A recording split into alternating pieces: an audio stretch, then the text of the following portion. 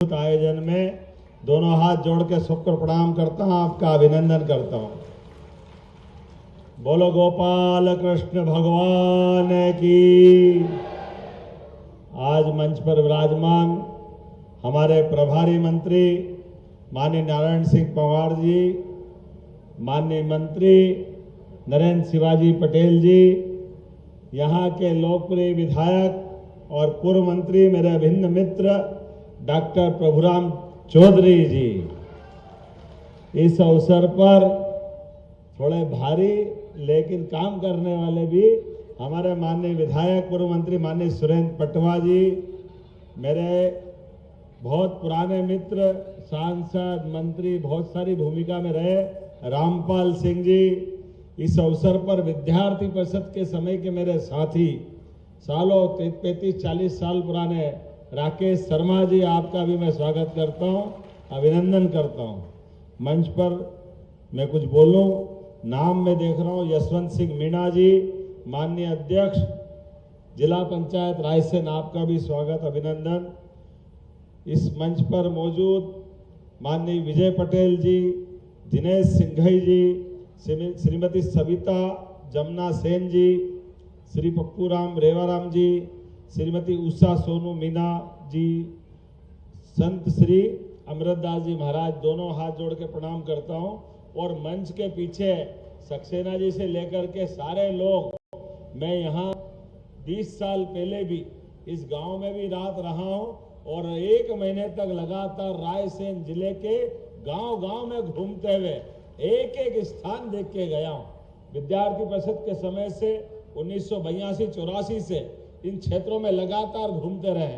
मुझे आज आनंद इस बात का है कि हमने कहा कि जन्माष्टमी मनना चाहिए, और जन्माष्टमी कहाँ मनना चाहिए? उन्हें जन्माष्टमी महल पाठा में ही मनना चाहिए। ये जो आनंद है, रायसेन जिले का गौरवशाली अतीत इतना सुंदर अतीत है, इतना समृद्ध है, जितनी बार इसकी बात करो उतना कम है। परमात्मा ने नैसर्गिक सौंदर्य भी दिया है और आध्यात्मिक ये आभा मंडल भी दिया है। संत हमारे बीच अमृतदास जी महाराज अभी जब मिले तो हमने कहा महाराज जी, मंदिर के साथ आपके दर्शन का आनंद मिल गया। हमने भगवान को तो नहीं देखा, लेकिन ये संतों के रूप में जीवित देवता हमको आशीर्वाद देते हैं और ये आनंद हम लेते हैं। इसी से हमारी संस्कृति फलती फूलती है, आगे बढ़ती है। इनको कुछ नहीं चाहिए, लेकिन इनको अपने सनातन धर्म की इन धाराओं का आनंद चाहिए।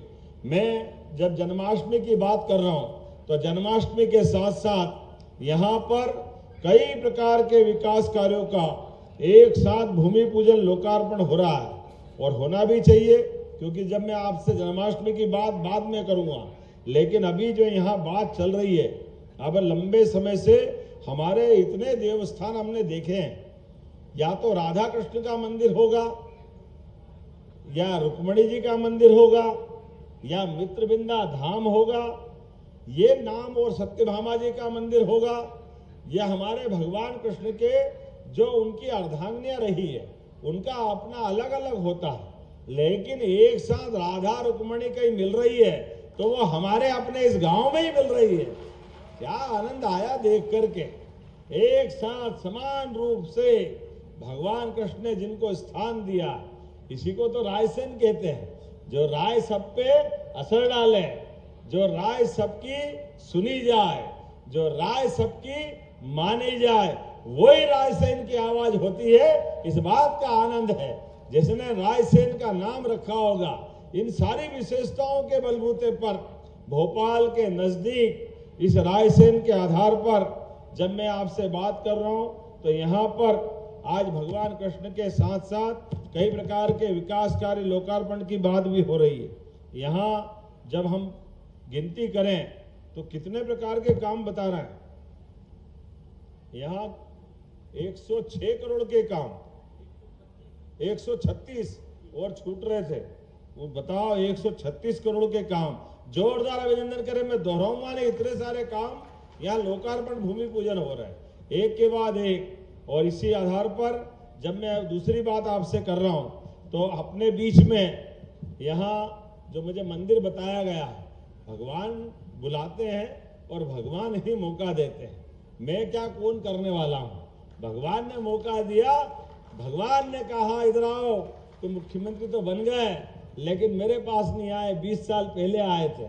हमने कहा जरूर आएंगे, भगवान को प्रणाम करेंगे, जैसा आप मंदिर चाहोगे भव्य मंदिर बनेगा। जोरदार अभिनंदन करें अपने इस धाम के लिए।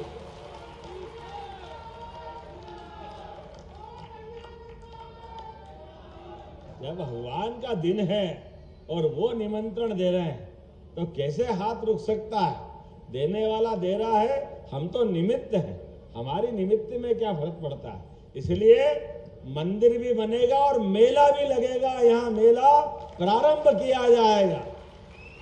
आपने कहा कि मंदिर के साथ भगवान, देखो भगवान तो पूरे ब्रह्मांड में है, भगवान को एक स्थान में कैसे रखते, लेकिन भगवान के विग्रह से वो हमारे लिए संबल बढ़ाते हैं, वो हमारी हिम्मत दिलाते हैं, वो आनंद आता है। ये मंडली के लिए भी जोरदार अभिनंदन करो। हमारे सारी की सारी मंडली यहाँ ये मंचन करने वाली थी, लेकिन समय कम पड़ रहा तो मैं यहीं से प्रणाम कर रहा हूँ। ये मान रहा हूँ आपने बहुत अच्छा प्रकटीकरण किया और हमने देख लिया। एक बार जोरदार पूरी मंडली के लिए भी, और उन बहनों को भी प्रणाम करता हूँ जिनने रक्षाबंधन में एक बड़ी राखी में सबको समेट लिया, इधर और उधर। सारी बहनों को प्रणाम कर रहा हूं, जोरदार अभिनंदन करें हमारी माताओं बहनों के लिए। सरकार के रहते रहते कई सारे काम हम कर रहे हैं, लेकिन हम गोपाल कृष्ण की लीलाओं को देखें, गोपाल कृष्ण भगवान से सीखे। कृष्ण भगवान के जीवन में कठिनाई कोई कम नहीं आई, कठिनाई तो कितनी कितनी कठिनाई आई। भगवान के जीवन के एक एक घटनाक्रम को देखो तो अपनी आंखें भर आएगी, हृदय भाव से द्रवित हो जाएगा। लेकिन गोपाल कृष्ण ने अपने जीवन में चट्टान की तरह रह करके एक एक लीला के साथ जो दुनिया में संदेश दिया है, इसीलिए तो पूरा देश बोलता गोपाल कृष्ण भगवान की, मोर मुकुट वंशी वाले की। भगवान के कितने रूप भजते हैं हम। आज हम भगवान को गोपाल कृष्ण कहते हैं। जैसे ही भगवान का रूप याद करो, गौ माता पीछे खड़ी है और कृष्ण भगवान आगे खड़े हैं। वो गोपाल कृष्ण केवल गौ माता की नहीं, हमारी पूरी ग्रामीण संस्कृति की जय जयकार करते, दोनों हाथ जोड़ करके आनंद लो भगवान की उस लीला का। गांव के अंदर से एकता चाहिए, गांव का विकास चाहिए, गांव का सम्मान चाहिए, गांव का स्वाभिमान चाहिए, और गांव के अंदर की प्रतिभाओं को मौका दो तो गोपाल कृष्ण बन के आता है। ये गांव का संदेश जाता है दुनिया भर में। और केवल गोपाल कृष्ण नहीं, हमारे गांव के अंदर मयूर पंख, मोर पक्षी पवित्रता की निशानी, पक्षी का दृश्य देखो आनंद से भर जाते हैं। और पक्षी भी देखो भगवान ने क्या भाग्य दिया है। खेत हमारे, खलियान हमारे, फसल हम पैदा करें, आनंद के साथ अन्न भंडार हमारे भरे, भूखे को भोजन मिले। लेकिन मयूर पक्षी काले काले मेघ से आपको मिलने वाली अमृत रूपी वर्षा को देके क्या नाच कर आपकी खुशी में अपनी खुशी लाता है। क्या मयूर की भी जिंदगी है, उसको स्वयं को क्या चाहिए? जो जितनी सुंदरता भगवान दे सकता था वो सब कुछ मयूर को दे दी, लेकिन उसके बाद भी हमारी सुंदरता शरीर के बजाय लोगों के चेहरे पे होना चाहिए, समाज में आनंद होना चाहिए। इसलिए मयूर पक्षी वो काले काले उमड़ते घुमड़ते मेघों के बीच और भीषण घनघोर बिजली की चमक के बीच भी मयूर पंख फैलाकर आनंद लाता है। देखो मेरी बात का भगवान मेघ भी समर्थन कर रहे हैं। ये दौर हमारे लिए एहसास कराता है। इसलिए भगवान ने उस दौर में जब एक तरफ बड़े बड़े लोग सोने के मुकुट, चांदी के मुकुट, हीरे पन्ने पता नहीं क्या क्या लगाते थे, लेकिन गोपाल कृष्ण ने सदैव मोर मुकुट लगा करके संदेश दिया है। बोले मोर मुकुट बंसी वाले की। संगीत, नृत्य, उत्सव, इनसे हमारी संस्कृति पलती फलती फूलती आगे बढ़ती है। इसलिए भगवान कृष्ण ने राधा के साथ रास रचा करके, बाल गोपाल को साथ लेकर के संगठन में शक्ति है ये संदेश भी देने का काम किया। और दुनिया की सबसे बड़ी ताकतों से भी हम भले ही उम्र में कम हो, लेकिन बड़ी से बड़ी चुनौती का सामना कर सकते हैं। ये गोपाल कृष्ण ने कंस को घर में मार कर एहसास कराया। कंस को मार के भगवान ने लोकतंत्र की स्थापना करी। वो चाहते तो खुद सिंहासन पे बैठ सकते थे। दुनिया का इतिहास का पहला उदाहरण है। कंस को मारने के बाद भी गोपाल कृष्ण सत्ता सिंहासन से दूर रहे, पढ़ाई को महत्व दिया। उज्जैन सांदीपनी आश्रम आए, हमारे लिए शिक्षा का क्या महत्व है ये हमारे लिए सबक देके गए। और शिक्षा भी कैसी शिक्षा, 14 विद्या, 64 कला, चारों वेद, सारे पुराण उपनिषद, सारी दुनिया की ज्ञान ध्यान लाते हुए। और उस दौर में जब भीषण समर है, युद्ध के घनघोर बादल छाए, वीरों के लिए पूरी धरती खाली हो गई, इतना महाभारत का भीषण युद्ध होने वाला है। ऐसे युद्ध के काल में भी ज्ञान की बात कराने वाले अगर कोई ज्ञानेश्वर साक्षात योगेश्वर के रूप में आए हैं, बोले भगवान कृष्ण गोपाल की, क्या उनका ज्ञान है। सारी संस्कृति का सारा ज्ञान उनके गीता के पवित्र 18 अध्याय में है। आधुनिक साइंस से लेकर के प्राचीन ज्ञान विज्ञान तक एक एक श्लोक में, एक एक अध्याय में वो सारी बातें जोड़ करके के गए। और इतना ही नहीं, उनके जीवन काल में दोस्ती, मित्रता, अपने स्कूली जीवन के साथ के लोगों के साथ मनुष्य को कैसी रखना चाहिए, ये कृष्ण सुदामा की दोस्ती से दुनिया ने सीखा है। आज भी वो उदाहरण है, जोरदार अभिनंदन करो। क्या कृष्ण भगवान ने सुदामा के साथ दोस्ती निभाई, ज्ञान में ज्ञानी और मित्रता को आधार पर दानी। और दानी भी कैसे, आप सबको सबक दे के गए। कभी कोई गरीब मित्र आपके आगे हाथ फैलाए तो आप उसको नकारना मत। अपने आंखों से पांव धो करके भगवान ने प्रेरणा दी है। तो भगवान कृष्ण ने उस दौर में भी मित्र का सम्मान कैसा करना चाहिए बताए। और भगवान ने उसके हाथ में पैसे नहीं रखे।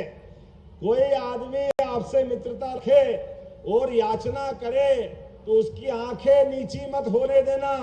जो मदद करो पीठ पीछे वो चाहता उससे कई गुना ज्यादा करो, लेकिन सामने गले लगाकर उसका सम्मान करो। ये भगवान ने उस काल में उदाहरण दिया। मित्रता का उदाहरण क्या होता है, भगवान कृष्ण की बहुत सारी लीला बता सकता हूं, लेकिन आज तो मेघ गरज रहे हैं, मुझे हवाई जहाज हेलीकॉप्टर से निकलना भी है और दिन भर आनंद मनाना है। तो मुझे लगता है कि आज तो कथा यही रोकते हैं, अगली बार फिर मिलेंगे। अब की बार रायसेन के किले में जिले विकास की बैठक करेंगे। जोरदार अभिनंदन करो सारे विकास की बात पूरे जिले के लिए। और रायसेन के लिए चिंता मत करो, जो आप चाहते हो। अरे रायसेन तो मेट्रोपॉलिटन सिटी में आ रहा है, अब भोपाल खुद खच के अपने यहाँ तक आ रहा है। जोरदार अभिनंदन करो, रायसेन के समय बदलने वाले हैं।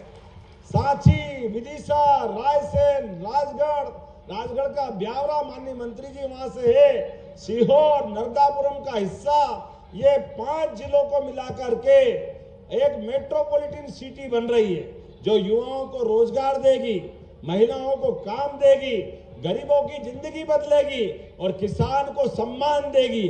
जोरदार अभिनंदन करो अपनी सरकार के सारे कामों के लिए। और जन्माष्टमी की धूमधाम से बधाई मेरी अपनी ओर से। जब आप शाम को मटकी और भगवान कृष्ण की पूजा करो तो भगवान कृष्ण के इन सारी लीलाओं का स्मरण रखना, और इसके आधार पर जो हमारे विकास के बचे काम हैं डॉक्टर साहब, मैं वो आपकी सारी बात का ध्यान रखते हुए यही फैसला करूंगा अगली बार आने के लिए।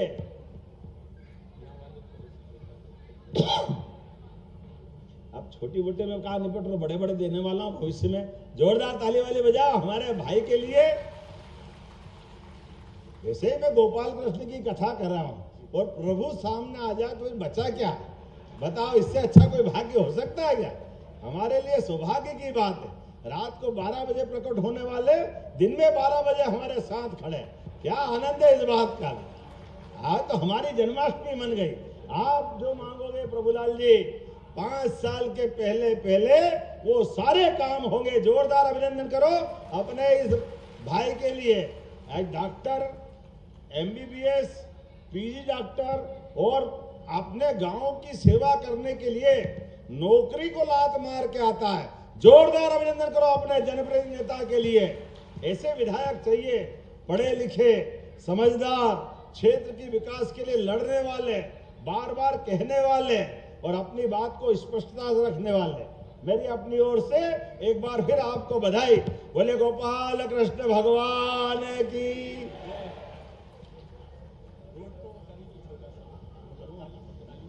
माननीय मुख्यमंत्री जी से मेरा निवेदन है कि डिजिटल माध्यम से निर्माण कार्यों का भूमि पूजन और शिलान्यास करें। माननीय मुख्यमंत्री जी से निवेदन कि वे शिलान्यास और निर्माण कार्यों का भूमि पूजन डिजिटल के माध्यम से करें। आप सभी भी इसके साक्षी बने। लोक निर्माण विभाग संभाग रायसेन 15 कार्य हैं। लोक निर्माण विभाग भवन के 3 कार्य